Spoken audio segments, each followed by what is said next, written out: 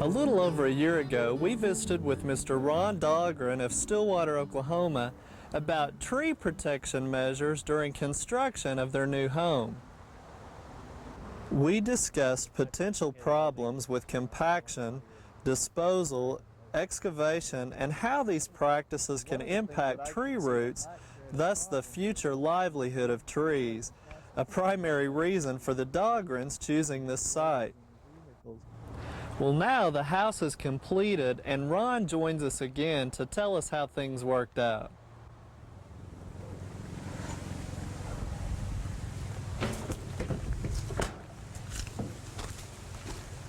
Morning, Steve. Hey, Ron, the house looks great. Thank you. We really love it.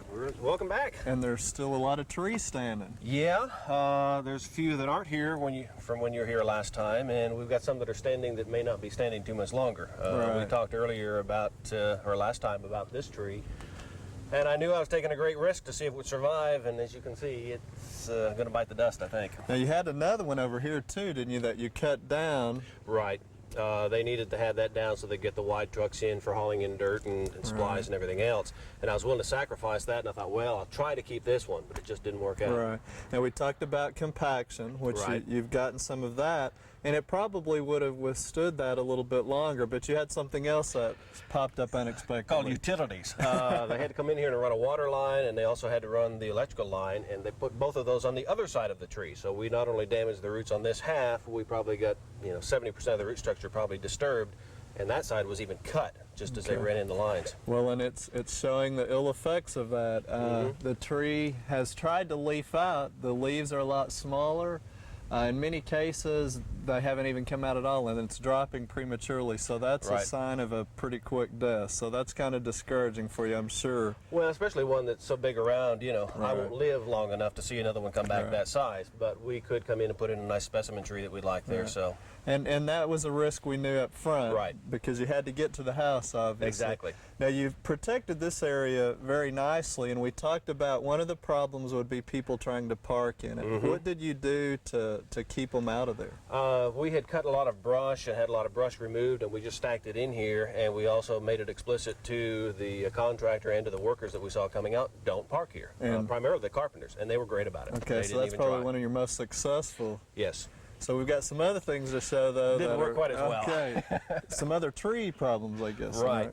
As you can see down on the end here, we've got a tree which is showing some of the effects of the compaction and also root cut, not quite as severe as up here at the beginning of the driveway. And these are the two trees I'm talking about. The damage I see here is really what I expected to see up on the one at the beginning of the driveway. Severe, but not as bad as what we see up in front. Right, and this is what we alluded to about a year ago, too, that some of the symptomology that people would see where the outer branches actually start dying, and it's kind of a slow, gradual death, and then you see more growth occurring on the inside of the tree and on the main trunk, and then, that may occur 1-2 years after the damage, even as many as 5 or 10 years, but then it's just a gradual process. So you'll still get some enjoyment out of the trees, but then there's a safety problem because the tips may start dropping off and get some dead branches, that kind of thing. But these will last a little bit longer than your first one, Yeah. obviously. I think that was coming down this fall. Right. Now, we also talked last time about grade changes, and you had some of that occur with the construction. What happened here, Ron? Right. As you remember, we had a fairly open flat area, but they wanted to build it up for the stem wall, so they came in and they began to feather this down. You can see the change we've had in the grade from this level with the grass on it, cutting down through a couple of different colored layers of soil down to the concrete pad area. Right. Pretty good change in grade. It is, and of course, we can see roots that were cut right here on the surface now. And of course, we talked about how the root system is very shallow, more so than most people think. Right. And so you had some roots damaged there. Now, the trees so far look pretty okay. And I know you're going to work some on erosion problems and plantings there. It may be that they'll adapt to that. Not enough was cut.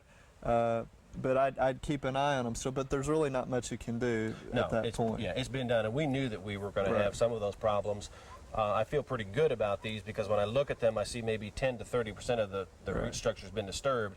It's not 70% like on the other end, which Right. I know is going to cause a lot of damage. And actually, you found out too, we talked about the barricades, you were able to protect this area a little bit further away from the tree so they didn't Right. cut the grade as close, and that's a lot more positive. What happened with the experiences here? Now, you actually sacrificed some trees too, didn't you? Right. We took some of the trees out that I had thought initially I wanted to save just to give them more room, and they were a little bit too close to the house. They were too close to that far corner. So we decided, all right, we'll take those out.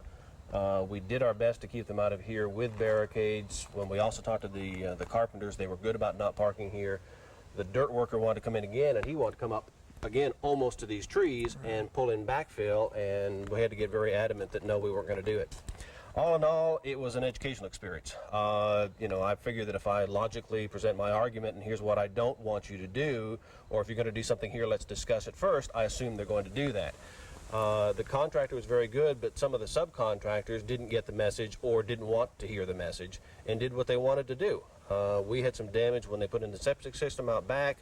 I was livid. I was to the point I couldn't even talk to them because I was so mad about the damage they did. And from my perspective, there was no excuse for that damage occurring. It's just that they didn't care. They didn't want to be careful. I guess they're used to working in big open pasture areas, and you know, we wanted to preserve the natural trees we had. Well, and most people are more concerned about the home in many cases and don't realize, like we've talked about last year and now, all of the things that can happen with the trees. So do you think initially, though, coming out and talking, you were able to save more than you probably would have even? Oh, definitely, definitely. You know, we laid down some pretty good ground rules with the contractor, and the trees right behind us, he wanted out of here, and I said, no way, we're not going to cut those, we're not going to cut other ones. And, you know, there was some give and take, and I said, all right, I'll let you have these, but you're not going to have these, and it worked out all right. But the big surprises were from other guys coming in with heavy equipment, just ripping things apart that perhaps didn't need to be. Right. So communication is very important. Preventative measures. It's a process that you need to start way early on in the process, like you were able to do, and we appreciate you sharing your I appreciate stories. the advice you gave us early on, because I'm convinced that saved us a lot more heartache than that we would have had we not had the advice ahead of time. Well, I think it's a good point again to keep in mind that you've got to be out there active, communicating, and get those barricades up to protect the trees, and hopefully you'll be able to enjoy now all the trees with your other landscaping projects you're starting to. Oh yeah, we've got several years worth of other landscaping work, but we are going to enjoy the trees. We already are. You know, we look out of every window and we see trees, and we really love it. Well, it looks very good, Ron. Thanks again. Steve, thanks. Appreciate all your help. You bet.